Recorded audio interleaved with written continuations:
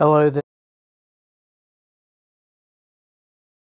is Abe, and welcome to the next installment of Abe's complete commentary on everything Star Trek.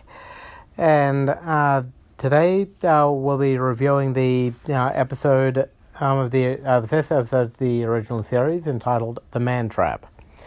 First of all, I just want to say thank you very much to those that have listened to my podcast so far.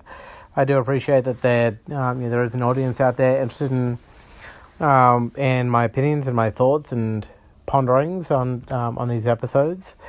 I am open to to reviews and commentary and kind of criticisms, comments, whatnot. You can contact me through my email at warrior346@yahoo.com or my Twitter feed, which is at warrior, that is WARRIOR 346. Or you can submit a review through the Apple Podcast page that you may be listening to this through. So, this episode is entitled "The Man Trap," and let's get to watching and see what we find. So, it appears this episode is at least going to partially, if not entirely, be about an old flame from Dr. McCoy's past.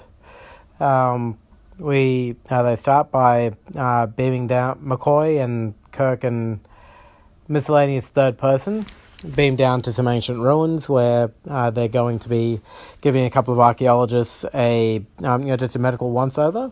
Make sure that everything's okay with their project and whatnot that they're digging up and archaeologizing.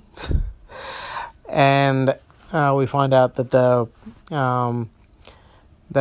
woman or the wife of the main archaeologist that they're going to be giving the inspection to happens to be an old girlfriend of Dr. McCoy's from 10 years ago.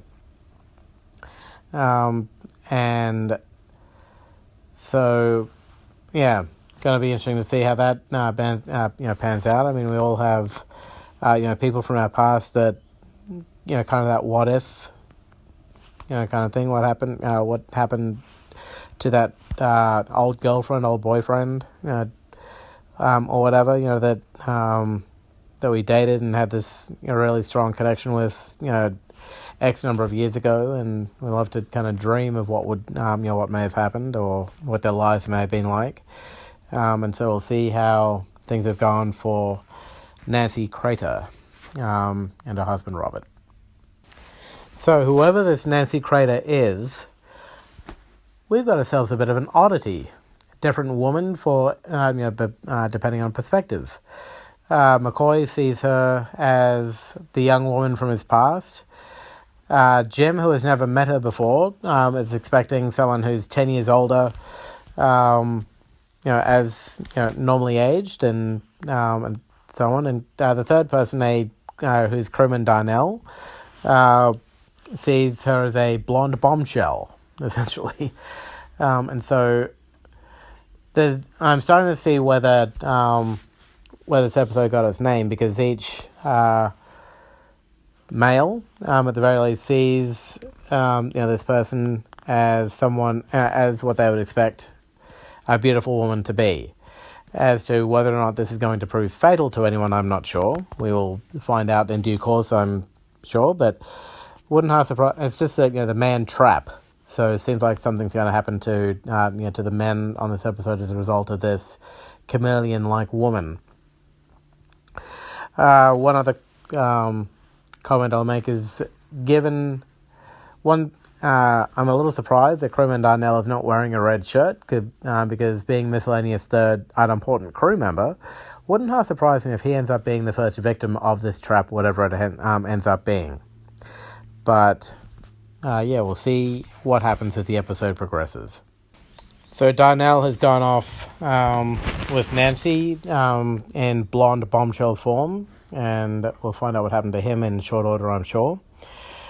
Next, we see that Dr. Crater has come into the pyramid, I suppose, or archaeology room, and is very resistant, initially to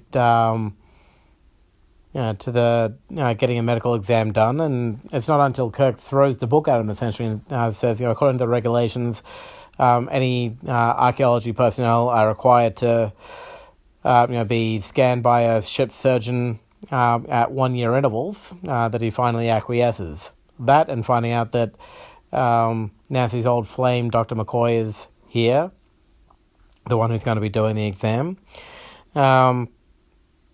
I also noticed in there that he seems somewhat interested a little bit that Nancy got to see at least two people, McCoy and Kirk, at the same time. Now, whether or not, it wouldn't have surprised me if that's because he knows her secret, but what exactly that secret is, I'm not sure at this point.